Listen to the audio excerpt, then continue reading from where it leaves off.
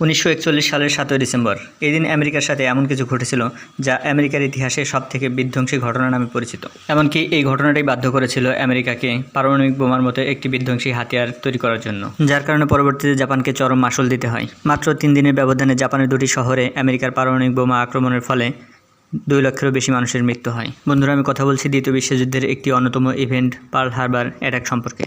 সেদিন জাপানের প্রধান মতলব ছিল আমেরিকার নৌসেনাবাহিনীদের সবকটি এয়ারক্রাফট ধ্বংস করে দেওয়া, কিন্তু জাপান সেই লক্ষ্যে সফল হতে পারেনি।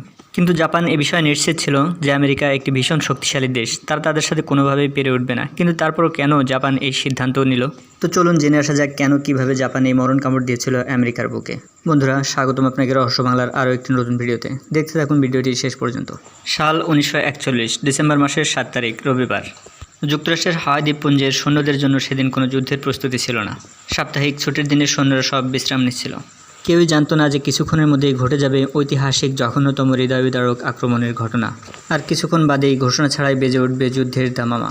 353টি জাপানি যুদ্ধবিমান, টর্পেডো বিমান, বোমারু বিমানকে একযোগে আক্রমণের নির্দেশ দেন জাপানি নেভির প্রধান সেনাপতি অ্যাডমিরাল। পার্ল হারবার আক্রমণের মাস্টারমাইন্ড এই ভদ্রলোকই। দ্বিতীয় বিশ্বযুদ্ধের সময় জাপানের নৌবাহিনীর কমান্ডার ইন চিফ ছিলেন এই ব্যক্তি।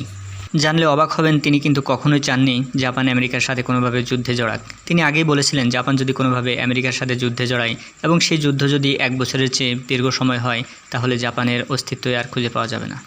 বাস্তবে তার কথা অক্ষরে অক্ষরে মিলে যায়। এই পার্ল হারবার আক্রমণকে কেন্দ্র করে আমেরিকা জাপানের হিরোশিমা ও নাগাসাকির ওপর যে পারমাণবিক বোমা আক্রমণ করেন, তাতে 2 লক্ষেরও অধিক জাপানি মানুষ মৃত্যুবরণ করে। কিন্তু এখানে প্রশ্ন হলো, জাপান সব কিছু জেনেও কেন আমেরিকার বুকে এই মরণ কামড় দিল?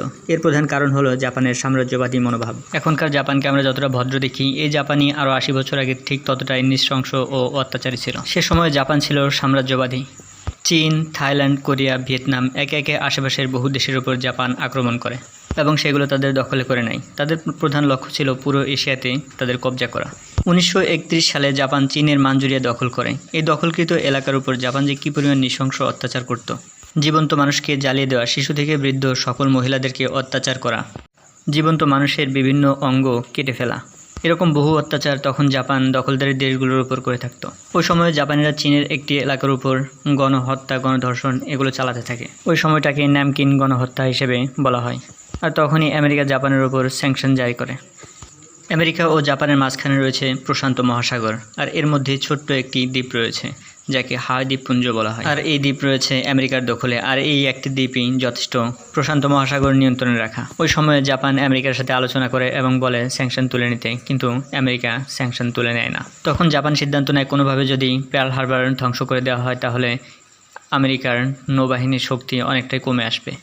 1941 সালের 7 ডিসেম্বর জাপান আমেরিকাকে হুমকিস্বরূপ আরও একটি নোটিশ পাঠায় এই স্যাংশন তুলে নেওয়ার জন্য। কিন্তু নোটিশটি আমেরিকার উপর মহলে পৌঁছানোর আগেই 1 ঘন্টার মধ্যে জাপান আমেরিকার উপর আক্রমণ করে দেয়। ওই দিন আমেরিকার উপর জাপানের অপ্রস্তুত আক্রমণে আমেরিকার অনেক ক্ষয়ক্ষতি হয়েছিল, কিন্তু পরবর্তীতে আমেরিকাও জাপানের উপর আক্রমণ করেছিল এবং পরবর্তীতে জাপান তাদের যুদ্ধবিমান নিয়ে আবার ফেরত চলে যায়। ক্ষয়ক্ষতির দিক বিবেচনা করলে আমেরিকার তুলনায় জাপানের ক্ষতি ছিল একদমই জলসামান্য। জাপানের মাত্র 4টি ডুবোজাহাজ, 29টি যুদ্ধবিমান এবং 60 জন জাপানি সেনার মৃত্যু হয় ওই দিন। বস্তুগত ক্ষয়ক্ষতির হিসাব বিবেচনা না করে মানসিক ক্ষতির হিসাব কষলে দেখা যায় সেদিন আমেরিকার মনোবল গুঁড়িয়ে দিয়েছিল জাপান এবং নিজেরা লুটে নিয়েছিল যুদ্ধ জয়ের প্রশান্তি। আমেরিকার সবচেয়ে বড় নৌঘাঁটি পার্ল হারবারের উপর এমন অনাকাঙ্ক্ষিত আক্রমণ হতে পারে তা যুক্তরাষ্ট্রের কল্পনাতেও ছিল না। আমেরিকার এই ছুটির দিনে পার্ল হারবারের আক্রমণের মাধ্যমে জাপান তাৎক্ষণিক একটি বিজয় লুটে নিলেও পরবর্তীতে এর জন্য জাপানকে কড়া মাশুল দিতে হয়। 1941 সালের পার্ল হারবারের আক্রমণের আগ পর্যন্ত দ্বিতীয় বিশ্বযুদ্ধ নিয়ে আমেরিকা উদাসীন ছিল, কিন্তু এই পার্ল হারবার আক্রমণের পর যুক্তরাষ্ট্র সরাসরি দ্বিতীয় বিশ্বযুদ্ধে অংশগ্রহণ করে। জাপানিরা কল্পনাতে ভাবতে পারেনি তাদের এই সাময়িক জয়লাভের প্রশান্তি আমেরিকার মনে কতটা ক্ষোভের সৃষ্টি করেছে। তাই জাপানের আক্রমণের ক্ষত ধীরে ধীরে ক্ষোভে পরিণত হয় মার্কিন বাহিনীর মনে। এই ক্ষোভের তাড়নায় 1945 সালের 6 আগস্ট ও 9 আগস্ট জাপানের হিরোশিমা ও নাগাসাকির বুকে তারা গেঁথে দেয় বিশ্বের সবচাইতে 2টি শক্তিশালী পারমাণবিক বোমা। নিমিষেই প্রাণ হারায় প্রায় 2,14,000-এরও অধিক মানুষ, যাদের অধিকাংশই ছিল বেসামরিক, যাদের কল্পনাতেও কখনো যুদ্ধ থাকতো না, থাকতো কেবলই শান্তি। তবে এটাও সত্য যে ওই সময়ের জাপানের কথা কল্পনা করতেও গা শিউরে ওঠে এখন। কোরিয়া আর চীনের কিছু অংশ আগেই দখলে ছিল তাদের। এরপর একে একে হংকং, ফিলিপাইন, সিঙ্গাপুর, থাইল্যান্ড দখল করে নেয় তারা। এমনকি ভারত আর অস্ট্রেলিয়াও জাপানের দখলের প্ল্যানে ছিল। পরে অবশ্য আমেরিকার পারমাণবিক বোমা খেয়ে লাইনে আসতে বাধ্য হয় জাপান। শেষ হয় পৃথিবীর ইতিহাসে এক ভয়ানক সাম্রাজ্যবাদের। সে জাপান আর আজকের জাপান ভাবতেই গা শিউরে ওঠে। তো বন্ধুরা, এই বিষয়গুলো একটু ভালোভাবে লক্ষ্য করলে আপনারা বুঝতে পারবেন কোনো দেশ এই সাধু নয়।